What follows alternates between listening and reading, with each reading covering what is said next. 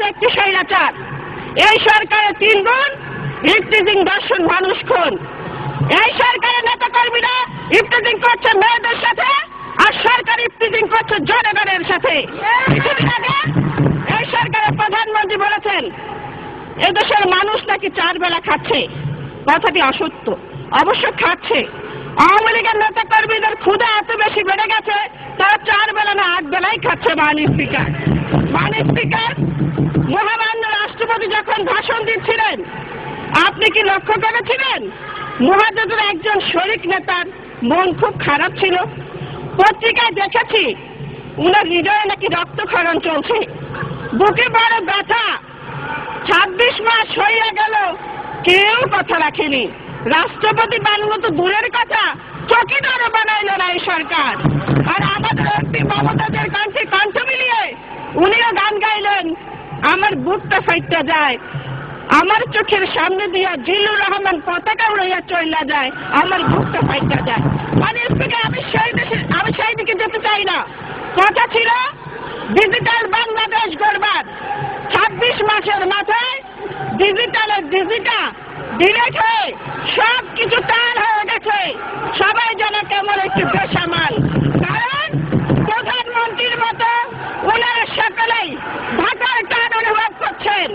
অর্থমন্ত্রী টাল, আইন প্রতিমন্ত্রী টাল, স্বরাষ্ট্র প্রতিমন্ত্রী টাল, বাণিজ্য মন্ত্রী টাল, সবাই যেন একটু বেসামাল। আমরা দেখছি প্রধানমন্ত্রী ছেলে সজীব ওয়াজেদ জয় আমেরিকা থেকে প্রতি মাসে আসেন এবং টাকার ভাগ নিয়ে প্রতি মাসে চলে যাচ্ছেন। সেখানে নাকি তিনি কালো টাকার পাহাড়ে করেছেন। কিছুদিন আগে $300 কোটি বিনিয়োগ করে উনি সেখানে ব্যবসা শুরু করেছেন। এই টাকা উনি কোত্থেকে পেলেন আমরা জানতে চাই। ছেলে গেলে বোন আসে লন্ডন থেকে, আমার ভাগ কোথায়? এভাবেই চলছে। মাননীয় স্পিকার, আমাদের দেশের স্বরাষ্ট্র প্রতিমন্ত্রী ওই শাহরুখ খানের সংসদে গিয়ে সোফাতে জায়গা না পেয়ে উনি ফ্লোরে বসে গেলেন। ওই নিউ মার্কা স্বরাষ্ট্র প্রতিমন্ত্রী আবার হুঙ্কার ছাড়ে তারেক রহমান দেশে ফিরলে তাকে গ্রেপ্তার করা হবে। আমরা বলতে চাই তারেক রহমান বাংলাদেশের রাজনীতি উজ্জ্বল নক্ষত্র, তিনি বাংলাদেশের ভবিষ্যৎ। আজকে তারেক রহমানকে ষড়যন্ত্র করে নির্যাতন করে তারেক রহমানের কোমর ভাঙা যায়, কিন্তু মনোবল ভাঙা যায় না।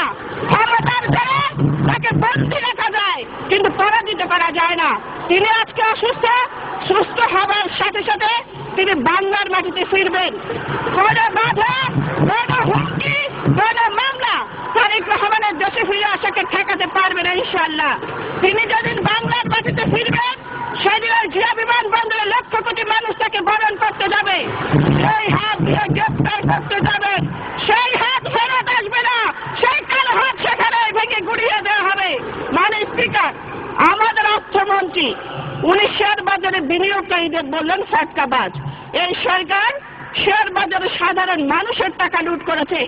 জনাব হাবিবুর রহমান বলেছেন দেশ আজ বাজিকারের হাতে, আর শেয়ার বাজারে স্লোগান উঠেছে শেখ হাসিনা বাজিগার, সবাই মিলে তারে ধার। আর আমাদের প্রধানমন্ত্রী বললেন উনি শেয়ার বাজার বুঝেন না। এটি বলে পার পাওয়া যাবে না। মাননীয় প্রধানমন্ত্রী, আপনাকে শেয়ার বাজার বুঝতে হবে। যারা সাধারণ মানুষের টাকা লুট করেছে ওই সালমান রহমান, আজিজ খান, রকেশ কামাল সহ 11 লুটেরাকে ধরতে হবে, জনগণের টাকা ফেরত দিতে হবে। মাননীয় স্পিকার, এই সরকার শেখ মুজিবের দেশি বিদেশি নাতি পুতি খন্তির নিরাপত্তা আইন পাশ করেছে, জনগণের নিরাপত্তার কোনো খবর নাই। আজকে এমপিদের বাসায় ডাকাতি হয়। যে সরকার এমপিদের নিরাপত্তা দিতে পারে না, তারা কি করে 16 কোটি মানুষের নিরাপত্তা দেবে? মাননীয় স্পিকার, যে আওয়ামী লীগ বিরোধী দলে থাকতে দিনের পর দিন হরতাল করেছে, আজকে ওই আমরা হরতালের রাস্তায় নামলে আমাদের গ্রেপ্তার করা হয়। প্রথম সারিতে বসা একজন মন্ত্রী হরতাল করতে গিয়ে পুলিশের হাতে কামড় দিয়েছিলেন, এমন ইতিহাস আমরা জানি। আজকে হরতালে আমাদের উপর জল কামান তুলে দেওয়া হয়েছে। মাননীয় স্পিকার, চেয়ে দেখেন ওইদিকে চেয়ারগুলো কেমন করে আমাদের দিকে তাকে মিটমিট করে হাসছে এবং বলছে এসো আমার ঘরে এসো, আর এদিকে চেয়ারগুলো ওনাদেরকে ডাকছে তাড়াতাড়ি আসো। তাই বলতে চাই ওখানে বসে যে আঘাত আপনারা আমাদের করছেন, আগামীতে এখানে আসলে সেই আঘাত কতটুকু সহ্য করতে পারবেন আমরা জানি না। আরিয়াল মিরে আপনার নামে বিমানবন্দর করতে গিয়েছিলেন, পাবলিক বুড়ো আঙুল দেখিয়ে দিয়েছে। মাননীয় স্পিকার, গতকালকে একজন মন্ত্রী আমাদের নেতা সম্পর্কে কটূক্তি করেছে। আমরা বলতে চাই এতদিন আমরা ছিলাম না, আমরা এখন সংসদে এসেছি। কেউ যদি আমাদের নেতা নেত্রী সম্পর্কে কটূক্তি করে ও জিভ কেটে টুকরা টুকরা করে আমরা কাছে রাখা ঝুলিয়ে দেব। মাননীয় স্পিকার, ক্ষমতার জোরে গায়ের জোরে এই সরকার অনেক পাপের বোঝা বাড়ি করে ফেলেছে। মাননীয় প্রধানমন্ত্রী, আপনি যেভাবে আমাদের নেত্রীকে বাড়ি ছাড়া করেছেন, এদেশের মানুষ আপনাকে সেভাবে ক্ষমতা ছাড়ি করবে। নেত্রী জায়গা বাংলাদেশে হয়েছে, কিন্তু আপনার জায়গা বাংলাদেশে হবে না। আপনি আগুন নিয়ে খেলা শুরু করেছেন, আগুন দেখেছেন, আগুন তীব্রতা দেখেননি। যে আগুন নিয়ে আপনি খেলছেন সেই আগুনের লেলিহান শিখা আপনাকে গ্রাস করবে। বিদেশি কোন প্রভু আপনাকে রক্ষা করতে পারবে না। জনতা দুর্যোগের ভয়ঙ্কর দেখেছেন না? ইন্দোনেশিয়ার সরকার পালিয়েছে, মিশরের সরকার পালিয়েছে, লিবিয়ার সরকার পালানোর পথ খুঁজছে। এই সরকার পালানোর পথ খুঁজে পাবে না। মাননীয় স্পিকার, এই সরকারের দুর্নীতি, ডাকাতি, দুঃশাসনের বিচার এই বাংলার মাটিতে হতেই হবে, হতেই হবে। মাননীয় স্পিকার, আজকে আমাদের নেত্রী যেখানে যাচ্ছেন সেখানে জনতার ঢল নামছে। এদেশের মানুষ ঘোষণা করছে বাংলাদেশের আগামী দিন বেগম খালেদা জিয়া। এদেশের শোষিত, নির্যাতিত, নিপীড়িত মানুষের কণ্ঠে উচ্চারিত হচ্ছে খালেদা জিয়ার বাংলাদেশ, শেখ হাসিনার সময় শেষ।